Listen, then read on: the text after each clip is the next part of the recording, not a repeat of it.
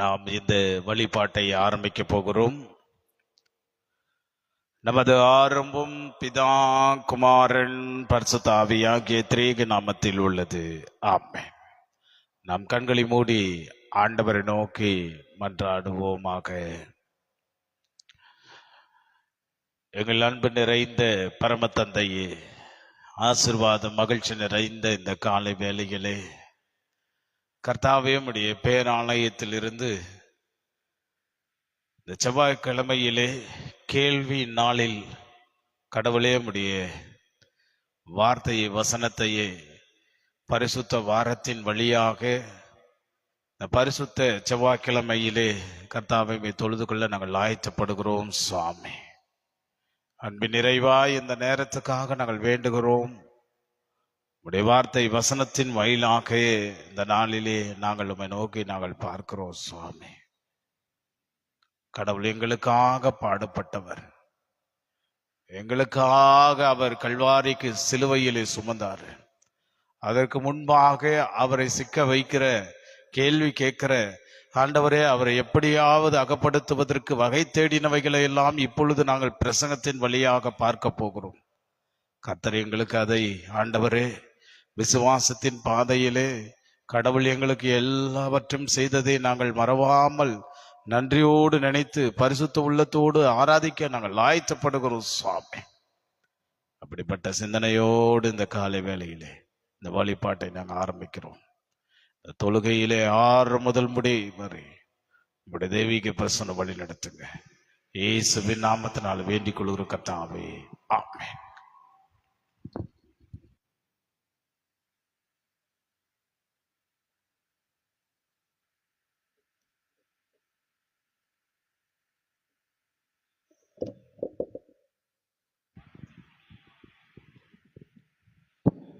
ஸ்தோத்திரம்.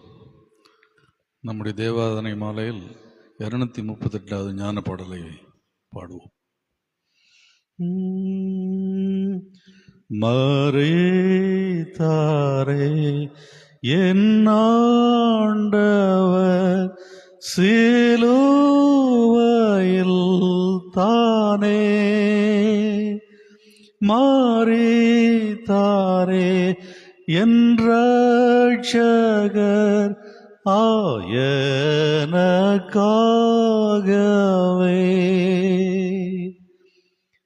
மரத்தில் தொங்கி ஜீவனை விட்டார் என் இயேசுவே, உனக்குந்தான் இப்பலியை கொடுத்தார் பாவியே.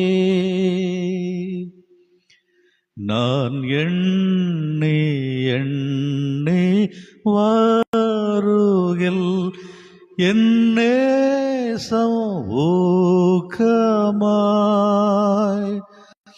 கொழுந்து விட்டு நெஞ்சத்தில் எரியும் பக்தியாய், என் மீட்பர் இயேசு கிறிஸ்துதாம்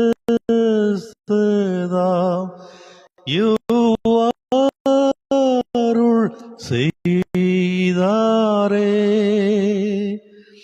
நான் என்ன பதில் செய்யலாம் தகுதியில்லையே,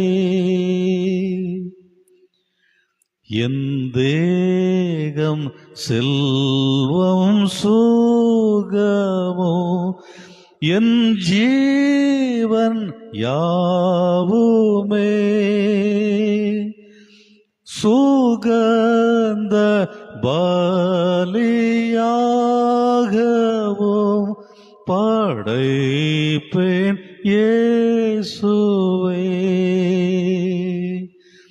ஆமென், ஆமென், ஆமென், ஆமென், ஆமென், ஆமென், ஆமென், ஆமென். ஆமென் ஆமென் ஆமென் ஆமென் ஆமென்.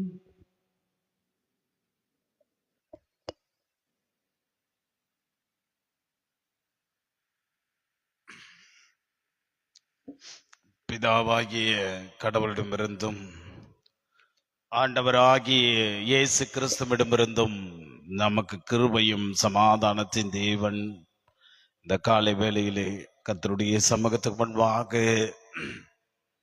ஆண்டவருடைய பிள்ளைகளாக நாம் கூடியிருக்கிற இந்த சமயத்திலும் பரிசுத்த வாரத்தின் வழியாக பரிசுத்த செவ்வாய்க்கிழமையிலே கடவுளுடைய வார்த்தை வசனத்தை பரிசுத்தோடு கேட்பதற்கு ஆயத்தப்படுகிற போது கர்த்தர் இந்த நாளிலே நமக்காக கொடுத்திருக்கிற அன்பின் தலைப்பானது கேள்வியின் நாள் என்று நாம் ஒவ்வொரு வாரத்தின் ஒவ்வொரு தலைப்பை நாம் ஏற்கனவே பார்த்து வருகிறோம். ஆனால் இந்த வாரத்தினுடைய தலைப்பு என்பது இதுதான்.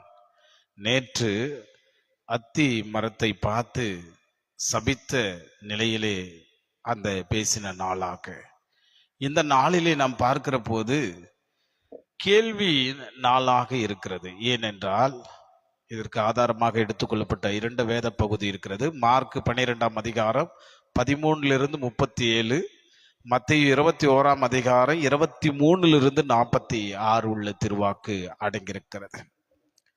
அதுல 12ஆம் அதிகாரம் 13வது முன் வசனத்திலே பார்த்தோம்னால் பேச்சிலை அவரை அகப்படுத்தும்படி அவர்கள் என்ன பண்றாங்கன்னா, ஆண்டவராகிய இயேசு கிறிஸ்துவை எப்படியாவது அவரை அகப்படுத்த வேண்டும் என்ற எண்ணம் கொள்ளுகிறபடியினாலே அவரை பேச்சு, அதாவது சொல்லுகிற வார்த்தை வழியாக அவரை அகப்படுத்த வேண்டும் என்று தீர்மானிக்கிறார்கள்.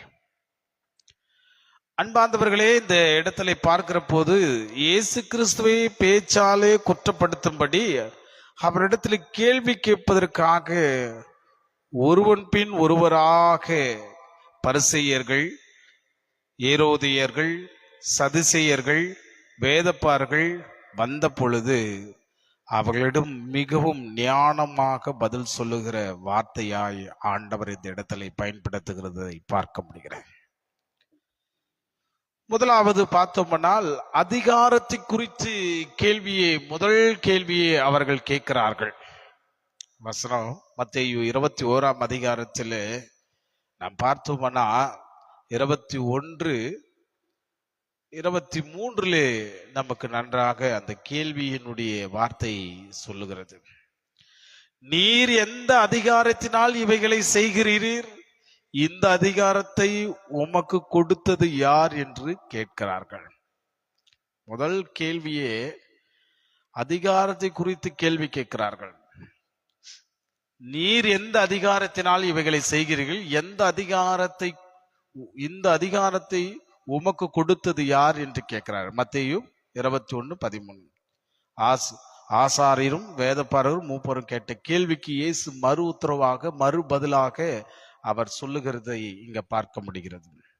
அவங்க கேள்வி கேட்டாங்க, இயேசு கிறிஸ்து அதற்கு வேண்டிய பதிலை சொல்லுகிறார்.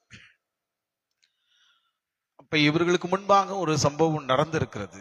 யோவான் ஸ்நானகனுடைய ஞானஸ்தானத்தை குறித்து இவர்கள் ஏற்கனவே யோவான் இடத்துல கேட்ட அந்த ஞானஸ்தானத்தை குறித்து கேள்வியை இயேசு மறுபடியும் என்ன பண்றாரு, அவங்க கேட்ட கேள்விக்கு எந்த அதிகாரத்தினாலேயே அப்படின்னு கேட்கிற போது இயேசு கிறிஸ்து இவை எந்த அதிகாரத்தினாலே என்று ஒரு கேள்வியை மறுபடியும் திருப்பி கேட்கிறார். அதாவது என்ன சொல்லுகிறார் என்றால், யோவான் கொடுத்த ஞானஸ்தானம் மனுஷனால் உண்டாயிற்றா இல்ல தேவனால் உண்டாயிற்றா என்று கேட்கிறார்.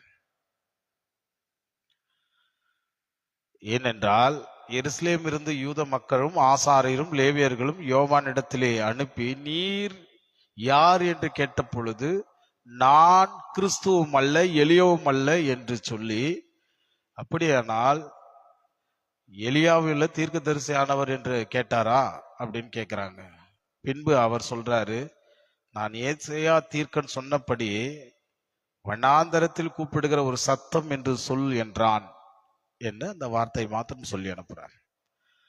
அப்படி இந்த கேள்வியை மறுபடி பின்னோக்கி அவர்களை பார்த்து கேட்கிற போது, அப்ப யோவான் ஸ்நானகன் ஞானஸ்நானத்தையும் அவனுடைய வார்த்தையும் அவனுடைய தோற்றத்தையும் எண்ணி பார்க்கிற போது, அப்போ இந்த வார்த்தை திருப்பி கேள்வி கேட்கிற போது என்பார்கள், மனுஷனால் உண்டாயிற்றா என்று சொன்னால் ஜனங்கள் யோவானை கடவுள் என்று தீர்க்கதரிசி என்று நம்புவார்கள். அப்போ நம்மை மக்கள் தண்டிப்பார்கள் என்று எண்ணி பதில் சொல்ல மறுத்த, எங்களுக்கு தெரியாது என்று இயேசு நான் என்ன அதிகாரத்தினாலே செய்கிறேன் என்று சொல்வதில்லை என்று சொல்லி அவர்களுக்கு உணர்த்துகிறார். அப்போ முதல் கேள்வியே யோவான், அதாவது எந்த அதிகாரத்தினால் செய்கிறீர் என்று சொல்லி கேள்வி கேட்ட உடனே அந்த அதிகாரத்தை திருப்பி கேட்கிறாரு. சரி, நீங்க யோவான் ஸ்நானகனுடைய எந்த அதிகாரத்தினாலே என்று ஞானஸ்தானத்தை குறித்தும் அவருடைய உபதேசத்தை குறித்து கேட்டதுனால, இவர்கள் ஞானஸ்தானத்தை குறித்து கேட்டபடியினாலே இவர்களுடைய உள்ளங்கள் ஆண்டவருக்கு முன்பாக இருந்தோம், ஆனால் ஆண்டவராய் அவர் கடவுள் என்று சொன்னால் மனுஷர்கள் திட்டுவார்கள், நியாயப்பிரமாணத்துக்கு விரோதமான காரியம் என்று சொல்லி வழி பரம்பரை தொற்று விரோதமான காரியம் என்று சொல்வார்கள் என்று எண்ணி அவருடைய உள்ளத்தில் இருக்கிறார்கள். இந்த 3 ஊமைகளை அது தொடர்ந்து சொல்கிறார். 21ஆம் அதிகாரத்திலே 28 முதல் 46 வரை பார்த்தோம்னா அதுக்கு ஒரு விளக்கத்தை ஆண்டவர் சொல்லுகிறார். அந்த 21ஆம் அதிகாரத்திலிருந்து 28 ஒரு சொல்லு ஊமையை இங்க பார்த்தோம்னால் இயேசு அவர்களுக்கு எடுத்து சொல்லுகிறதை அந்த வேத பகுதியில் நமக்கு தெரிகிறது. இரண்டாவது, முதல் கேள்வி எந்த அதிகாரத்தினால், இரண்டாவது பார்க்கிற போது அரசை குறித்து கேள்வி. இப்ப இதுல கேள்வி கேட்டா இயேசு கிறிஸ்து சிக்க வைக்க வேண்டும், அதுதான் விஷயம். அப்ப என்ன பண்றாங்கன்னா, மார்க் 12ஆம் அதிகாரம் 14வது வசனத்துல தொடர்ச்சியாக நாம் பார்த்தோம்னா, பரிசேயர்களும் ஏரோதியார்களும் இயேசுவினிடத்தில் மிக தந்திரமாய் வராங்க. பரிசேயர் சொல்றார், ரோமரை ஏன்னா பரிசேயருக்கும் ஏரோதியர்களுக்கும் என்னன்னா ரொம்ப ஒரு ரோமர்களுக்கும் இவர்களுக்கும் பிரச்சனை இருக்குது. இப்போ ரோமர்களுக்கு பிரச்சனை இருக்கிறதுனால இயேசு ரோமருக்குடைய வார்த்தைகளை இது பண்ணோம்னா, அகப்படுத்தோம்னா, அவங்களும் விரோதமான காரியத்தை செய்து இவரை எப்படியாவது என்ன பண்ணலாம், இவரை கொள்வதற்கு வகை தேடுகிறார்கள். அப்ப இங்க சொல்லுகிறார்கள், ரோமருக்கு விரோதமான பரிசுத்த வார்த்தையே இங்க இடத்துல சொல்லுது. பரிசேயர் அப்பொழுது ரோமருக்கு விரோதித்து பரிசுத்த ஜாதியும் தெரிந்து கொள்ளப்பட்ட ஜனமாகிய நாம் புறஜாதியான இந்த ரோமருக்கு ஏன் அடங்கி நடந்து இருக்கிறார்கள் என்று அந்த கேள்வியை சொல்லிட்டு, ராயனுக்கு வரி கொடுக்க வேண்டுமா என்ன கேட்கிறாங்க. அப்படி ஏரோதியார்கள் நினைத்தார்கள், ராயனுக்கு ஏன் வரி செலுத்தணும் அப்படின்னு. சரி, இந்த கேள்வி இயேசு இடத்துல கேட்டோம்னா, ஒருவேளை ராயனுக்கு வரி செலுத்தும்னா நம்ம என்ன பண்ண முடியும், இங்க இருக்கிற ஜனங்கள், இஸ்ரவேல் ஜனங்கள், யூதர் ஜனங்கள் எல்லாரும் என்ன பண்ணாங்க, இங்க ரோமருக்கு விரோதமான காரியத்தை வரி வசூலிப்பு செய்து கொண்டு நிலையில் இருக்கிறதுனால இவங்க சொன்னா இவனை என்ன பண்ணலாம், ஜனங்களுக்கு விரோதமாக தூண்டு விட்டு இயேசுவை எப்படியாவது அகப்படுத்த வேண்டும் என்று யோசிக்கிறார்கள். அப்போ இயேசு ஆண்டவர் இது தெளிவாக அந்த ஞானத்தோடு சொல்லுகிறார். ஏன்னா ரோமருடைய இதில் தானே ஆயக்காரர்கள் இவர்கள் எல்லாம் நிறைய பேர் இருக்கிறாங்க, இவனும் ஆயக்கார குரூப்ல சேர்ந்தவன் தான் என்று சொல்லி அவரை அகப்படுத்துவதற்காக. அப்ப இயேசுவிடம் ராயனுக்கு வரி கொடுப்பது நியாயமா அல்லவா என்ற கேள்வியை கேட்கிறார்கள். இயேசு ராயனுக்கு வரி கொடுப்பது நியாயம் என்று சொன்னால் ஆயக்காரனை போல பொல்லாதவர் என்று எண்ணி ஜனங்கள் இவரை மதிக்க மாட்டார்கள் என்று எண்ணினார்கள். அப்போ ராயனுக்கு வரி கொடுக்கிறது நியாயமா நியாயம் இல்லையா என்று சொல்வார். ராயனுக்கு விரோதமான காரியத்தை செய்து பிலாத்தின் பிடியிலே சிக்கிக் கொள்வான் என்று எண்ணுகிறார்கள். ஆனால் இயேசு பாருங்க, அவங்களுடைய மாயத்தினுடைய சிந்தனை அறிந்த கடவுள் அவர்களுக்கு முன்பாக சொல்வது, நீங்கள் என்னை சோதிக்கிறீர்கள் என்று தன்னுடைய உள்ளத்திலும் சிந்தனைகளை பார்த்து கொண்டு நிலையில் இருக்கிற போது, சரி அந்த காயினை எடுத்துட்டு வாங்கன்னு சொல்றாரு. காயினை எடுத்துட்டு வந்து இந்த மேல் சொரூபங்கள் மேல் எழுத்துக்களும் யாருடையது என்று கேட்கிறார். இது தேவனுடையது, இது ராயனுடையது என்று சொன்னார். அப்போ ஒரே வார்த்தை சொல்றார், ராயனுடையதை ராயனுக்கு செலுத்துங்கள், தேவனுடையதை தேவனுக்கு செலுத்துங்கள் என்று சொல்லி அவர்களுக்கு இந்த வார்த்தையை சொன்ன போது, மனிதர் ஒருவரும் சொல்லும் போது ராயின் பக்தியோடு அதிகாரத்து கீழ்ப்படிந்து நாம் உற்சாக மனதோடு வரி பணத்தை செலுத்தும் கிறிஸ்துடைய கடமை, தேவனுக்கு செய்ய வேண்டிய மேலான கடமை மறந்து விட்டு ராயனுக்குரியதை ராயனுக்கு செலுத்தி பக்தி உள்ளவன் என்பது கடவுளுக்கு செலுத்தி என்று சொல்லி இங்கு அந்த அரசை குறித்து தந்திரமான கேள்விக்கு பதில் இந்த இடத்துல சொல்லுகிறதை பார்க்க முடிகிறது. மூன்றாவது பார்த்தோம்னா, ஆண்டவருடைய வருகையிலே நடைபெறும் உயிர்த்தெழுதை குறித்து முன்பதாக கேள்வி கேட்கிறாங்க. மார்க் 12ஆம் அதிகாரம் 18 25 வரை நாம் பார்த்தோம்னால், இங்கு உயிர்த்தெழுதை இல்லை என்று சொல்லுகிறவர்கள் சதிசேயர்கள். இவர்கள் கேட்கிறார் கேள்வி.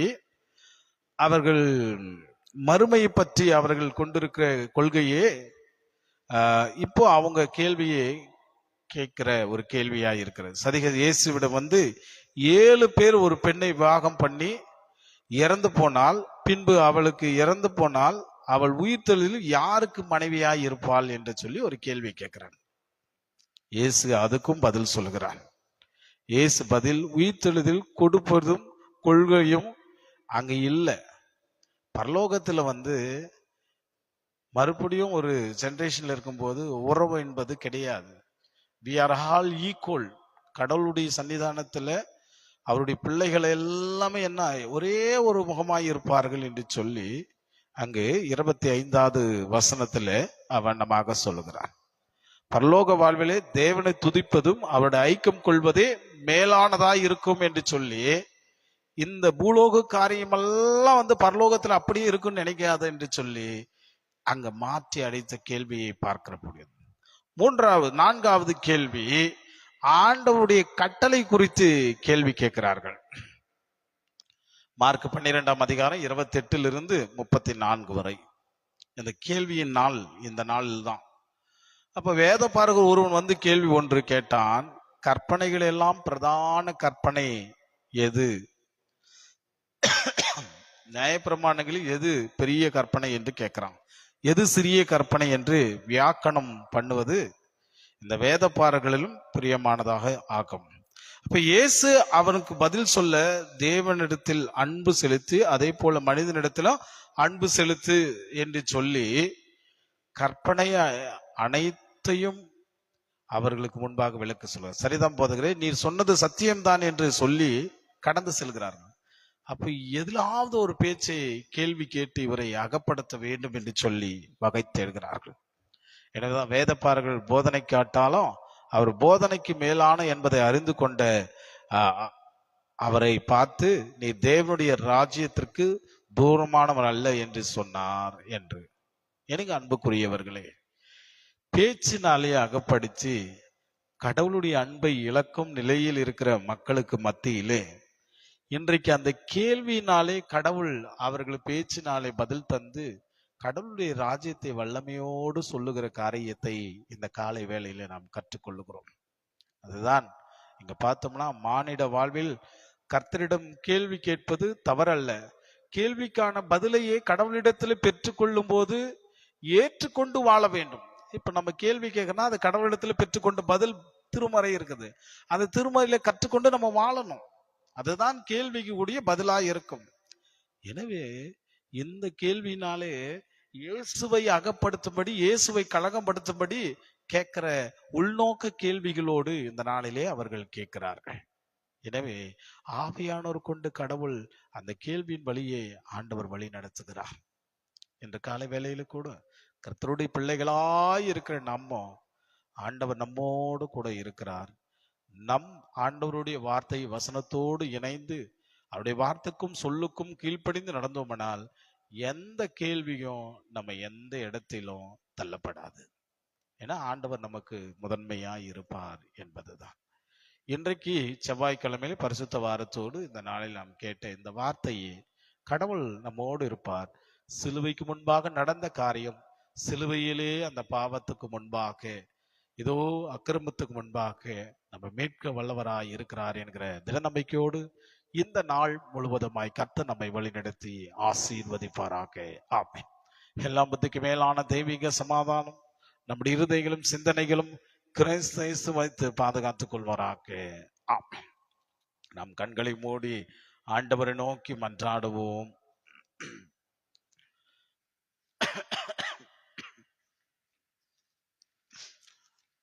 ஜெப பாடலோடு ஒரே ஒரு கவியை மாத்திரம் பாடி நாம் ஆண்டவரை நோக்கி மன்றாடுவோம்.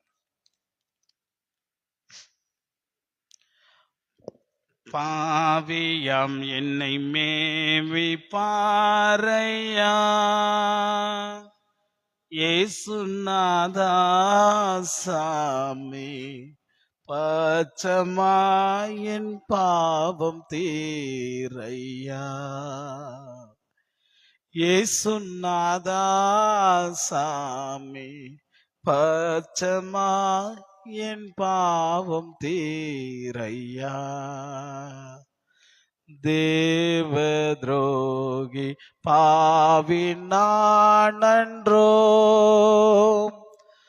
தேவ துரோகி பாவி நானன்றோ, இயேசுநாதா சாமி, சீர்பதம் துணையன்றி வேறுண்டோ, சீர்பதம் துணையன்றி வேறுண்டோ.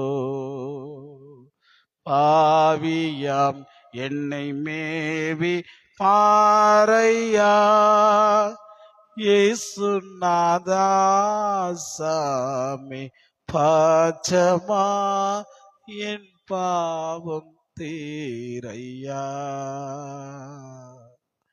எங்கள் அன்பின் நல்ல கடவுளே, இந்த காலை வேளையிலே சுவாமி, உடைய பிள்ளைகளாக நாங்களும் இந்த பரிசுத்த வாரத்திலே, பரிசுத்த செவ்வாய்க்கிழமையிலே கடவுளே, உடைய திருவார்த்தைக்கும் ஆண்டவர் உடைய திரு சன்னதியிலிருந்து ஆண்டவரே நாங்கள் கேட்கும்படியாய், எங்களுடைய வாழ்வு ஆண்டவருக்கு முன்பாக இருக்கும்படியாய், இப்படிப்பட்ட ஒரு வார்த்தை காலை வேளையிலே ஆண்டவர் இப்படி பிள்ளைகளாக கூடி வந்து இப்படி வார்த்தை வசனத்தை கேட்கும்படியாய் தந்தமைக்காக நன்றி சொல்லுகிறோம். பரிசுத்த வாரத்திலே கடவுள் எங்களுக்காக அங்கலாயத்தை நாங்கள் நினைக்கிறோம் சுவாமி, எங்களுக்காக பாடுபட்டதை நினைக்கிறோம், எங்களுக்காக துக்கத்தை சுமந்ததை நினைக்கிறோம். நீர் பரம ராஜா, நீர் சிங்காசனத்தில் வீற்றிருக்கிறவர். பாவப்பட்ட மனிதரை மீட்பதற்கு இந்த பாவியாக மனிதர்களாக நாங்களும் கேள்வியிலே அகப்படுத்தும்படியாய் இகழ் செய்வதற்காக ஆயத்தப்படுகிற காரியத்தை தான் ஆண்டவரே இந்த நாளிலே நாங்கள் பார்க்கிறோம். இந்த மண்ணுலக வாழ்விலே என்னை மீட்க வந்த கடவுளுக்கு முன்பாக நான் அவருடைய வார்த்தைக்கு விரோதமான காரியத்தை செய்கிற மக்களாய் இருக்கிறோம் ஆண்டவரே. அப்படிப்பட்ட தருணத்தை தான் இயேசு தெளிந்த ஞானத்தோடு அந்த கேள்விக்கு விடை கொடுக்கிறார். அதில் விசுவாசத்தோடு தெரிந்து கொண்டு வாழ்வதற்கு இந்த நாளிலே வேதத்தினுடைய வார்த்தை எங்களுக்கு முன்பாக சொல்லி கொடுத்து வருகிறீர் சுவாமி. இந்த வார்த்தை வசனத்தை கேட்டவர்களுடைய வாழ்வுக்கு முன்பாக உடைய ஆசீர்வாதத்தை அருளும்படியாய் தாங்க சுவாமி. இந்த காலை வேளையிலே ஆண்டவரே, உம்முடைய பிள்ளைகளாக இந்த நாளிலே அவருடைய உள்ளத்திலே வேண்டுதலோடு நினைக்கிறவர்களுடைய வாழ்வுக்காக வேண்டுகிறோம்.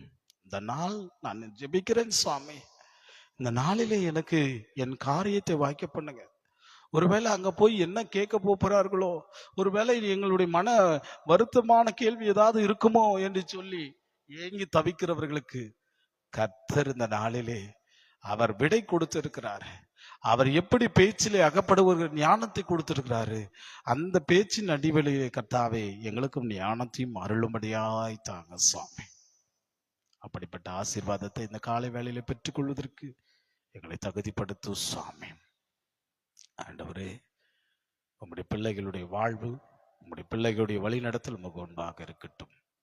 இந்த நாளிலே ஆண்டவரே, எங்களுடைய திருச்சபையில் இருக்கிற அத்தனை பேர்களும் உம்முடைய கரத்தில் ஒப்புவிக்கிறோம். முதுமையின் பலவீனங்கள், முதுமையை முடுக்கிற நிலையில் இருக்கிறவர்களுக்காக நாங்கள் வேண்டுகிறோம். கர்த்தர் அனுகிரக செய்யும்படியாய் தாங்க சுவாமி. ஆண்டவரே, இந்த நாளிலே கூட வருத்தத்தோடு, வேதனையோடு, கவலையோடு, போராட்டத்தோடு, வியாகுலத்தோடு, பிரச்சனையோடு சஞ்சரிக்கிறவர்களுக்கும் உம்முடைய சமாதானத்தையும் பாதுகாப்பையும் அருளும்படியாய் தாங்க. அவண்ணமாக உடைய கிருபை இருக்கட்டும்.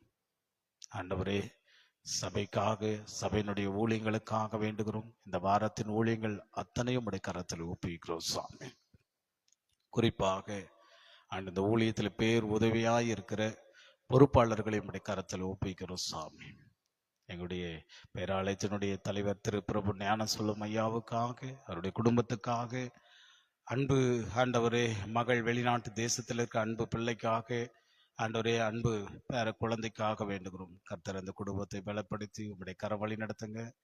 காலை வேளையில கூட இந்த ஊழியத்தை ஆண்டவரே திறம்படமாய் செய்வதற்கு அடியார் வழியாக நீர் ஆண்டவரே அநேக காரியங்களை நீ குறித்து ஆண்டவர் வழி நடத்த வந்தமைக்காக நன்றி சொல்கிறோம்.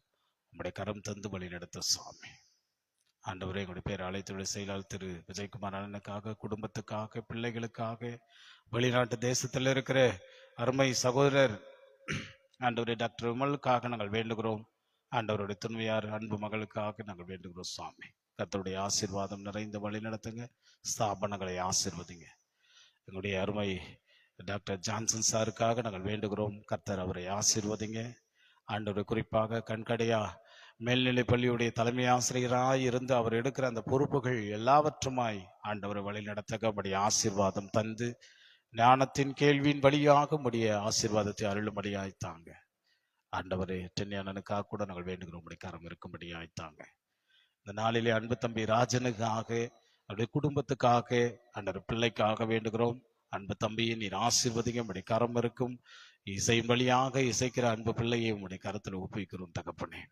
ஆண்டவர் பேபி அம்மாவுக்காக, சாந்த அம்மாவுக்காக, அவங்க குடும்பங்களுக்காக வேண்டுகிறோம். கர்த்தர் அவர்களை பலப்படுத்துங்க, குடும்பத்தை வழிநடத்துங்க. எல்லாவற்றுக்கும் மேலாக இந்த நாளிலே ஆராதனை வழியாக செய்தி கொடுக்க போகிற ஆண்டவர் ஈவினிங் சர்வீஸ்லே அன்பு மகள் சரணியா சந்தோஷை உடைய கரத்தில் ஒப்புவிக்கிறோம். இந்த நாள் ஆசீர்வாதமாய் வருகிறவருடைய வாழ்வில் உடைய கரம் இருந்து வழிநடத்த வேண்டும் என்று இயேசுவின் நாமத்தினாலே வேண்டிக் கொள்கிறோம் கர்த்தாவே. ஆமென்.